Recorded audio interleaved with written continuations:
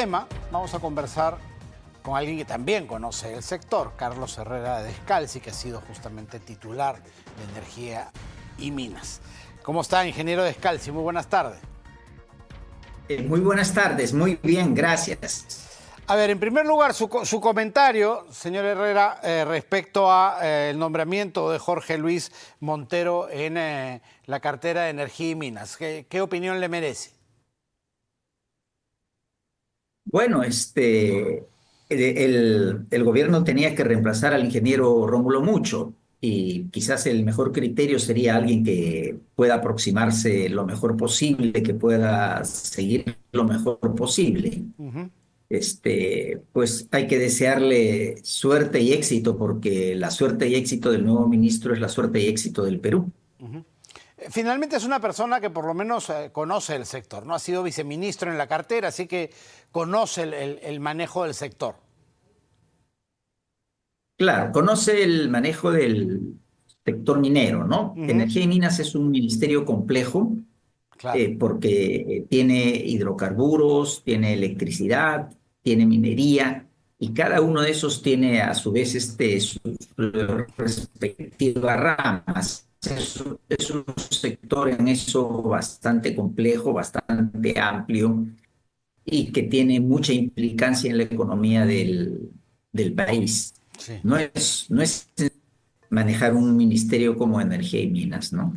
Sí, es complejo verdaderamente. Ahora, sobre la salida a través de la censura que el Congreso le dio a Rómulo Mucho, ¿qué piensa? ¿Siente que esto es una reacción de las, como muchos han dicho, de las economías informales e incluso de las economías ilegales que hoy por hoy tienen mucho poder e incluso representatividad dentro del aparato público?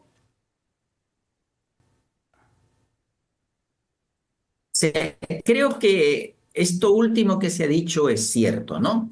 Creo que tienen mucho poder. Se ha especulado con las cifras de la minería ilegal. Yo recuerdo de cifras que se habían hablado primero de 3.000 millones de dólares, 5.000, 8.000, 10.000 millones de dólares. Se dice ahora que es lo que mueve solamente la minería ilegal. Eso representa muchísimo poder, representa muchísimo poder. Y es una actividad que no nació ayer.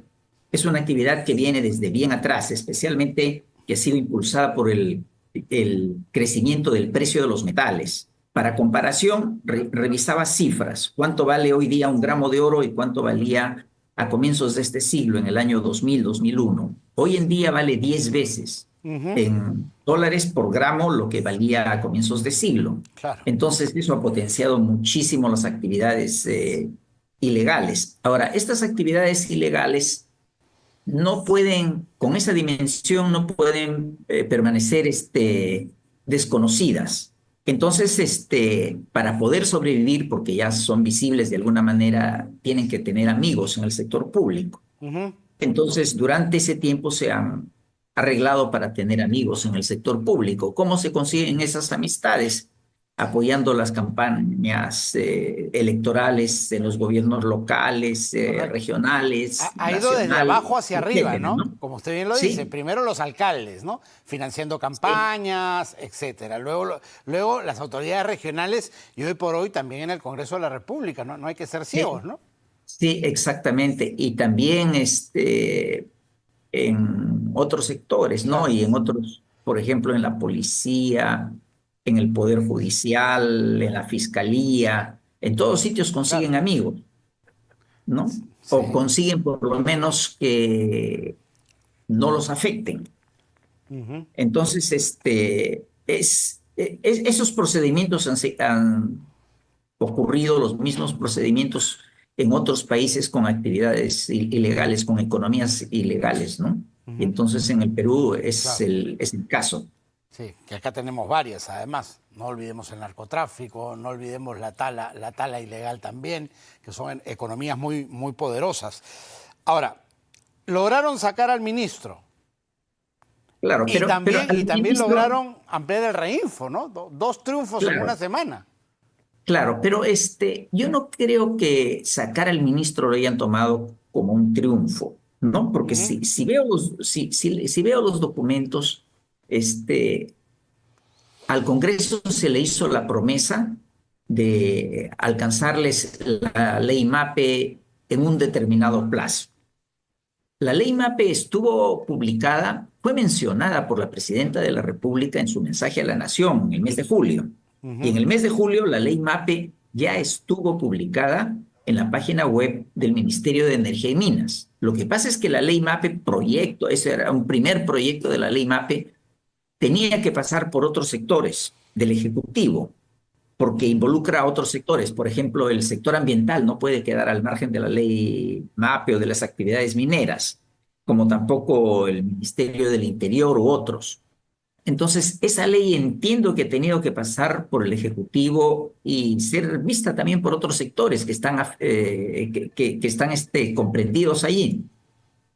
Todo eso extendió el plazo hasta un plazo donde enviarle la ley MAPE al Congreso casi en vísperas del vencimiento de plazos, al Congreso no le dejaba ninguna posibilidad de discutirla. Entonces, el Congreso lo que ha dicho es, bueno, ha censurado al ministro por lo tardío de la ley, ¿no? Han habido expresiones de que no se sentían muy satisfechos con la ley, pero la ley en realidad nunca fue discutida, nunca fue discutida públicamente. Ahora han ampliado los 6 meses del reinfo y la ley MAPE va a entrar a discusión. Supongo yo que tiene que entrar a discusión porque Ahora, quien la presente es el gobierno. ¿Era necesario, la gran pregunta acá, ingeniero Herrera Descalzi, es si era necesario extender el reinfo, un sistema que no ha funcionado, ¿no? Extender algo que no ha funcionado en las mismas condiciones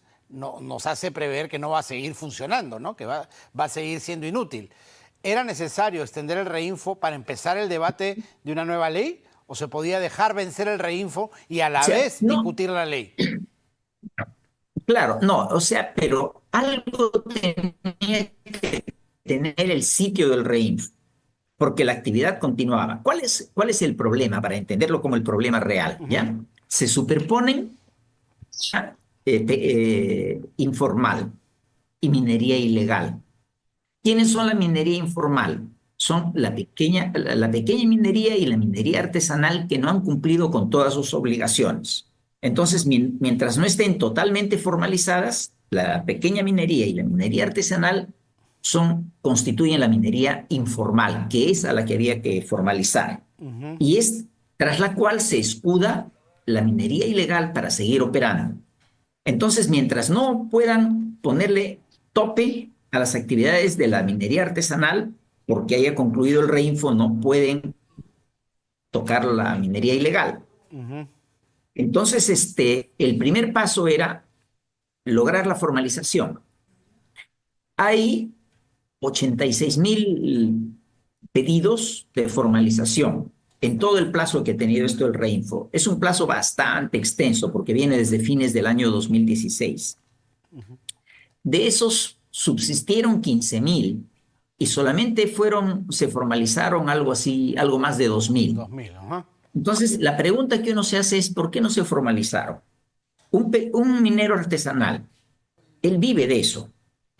Entonces, para él la formalización significa la tranquilidad de que puede comprar los explosivos que necesita, las herramientas que necesita, lo que necesita, comprarlos a precios normales de mercado y trabajar sin tener que correr el riesgo de que en cualquier momento lo saquen de la actividad porque no cumplió con las formalidades. Para él es una ventaja. La pregunta es ¿por qué no lo hace? La respuesta que yo me doy es porque no lo puede hacer. Los que pudieron hacerlo ya lo hicieron. Sí. Los que no pueden hacer, no lo hacen. ¿Por qué no lo hacen? Porque de los varios requisitos que hay para poder obtener la licencia, hay uno que no pueden cumplir. Ese que no pueden cumplir es aquel que les exige o ser los concesionarios de la zona minera donde van a explotar, o tener la si no lo son, tener la autorización, el contrato que le dé el que tiene la concesión. Claro. Y esa parte... Los titulares de las concesiones no se lo van a dar. No se los van a dar. Ya, correcto. Entonces, y ahí viene un reclamo de ellos que no se puede desoír. De repente, legalmente no tienen razón, pero el reclamo no se puede desoír. Ellos dicen, Nosotros somos mineros ancestrales, hemos trabajado en estas zonas Ujú. y ahora estas zonas han sido concesionadas por el Estado a grandes empresas que ahora no las explotan y nos dejan a nosotros explotarlas. Ujú. Entonces, el Estado no recibe beneficios por ningún lado porque no están siendo explotadas y nosotros perdemos nuestra actividad. Ese es un tema que no se puede desoír, porque Ujú. ese tema se reclama en la forma que lo hemos visto. Ya tenemos, Se podría, por ejemplo, en la nueva ley poner la condición de que si uno tiene una concesión minera que no la explota en un plazo, podrían ser 5 o 10 años, pierden el derecho de concesión, esta vuelve al Estado para que se vuelva a concesionar, tal vez pensando ahora sí en los artesanales y en los ancestrales. mire, es difícil que se pierdan las concesiones, porque lo que se paga por las concesiones es bien poco. Ujú. Se paga lo que se llama derecho de vigencia, $3 por cada hectárea y por cada año. Ujú. Una hectárea son 10.000 metros cuadrados. En 1 kilómetro cuadrado, y uno se puede dar una idea, recorre 1 kilómetro con un automóvil en una dirección y en la otra, ya tiene una idea de lo que es 1 kilómetro cuadrado. Una hectárea es como una cancha de fútbol. Entonces, 1 kilómetro cuadrado es bastante espacio y el pago anual son $300. $300 para una compañía minera mediana, grande, es una Claro, es minucia, es nada. nada. Por eso Entonces, decía que el plazo incluya el hecho de que tienes que empezar a operar. Si no empiezas a operar en ese plazo, te quito la concesión, así la estés pagando. así está la ley dice eso, ¿ya? Pero la ley, bajo ese esquema, en los 10 primeros años se paga el derecho de vigencia, luego a partir de ahí se paga una multa que va creciendo por no producir.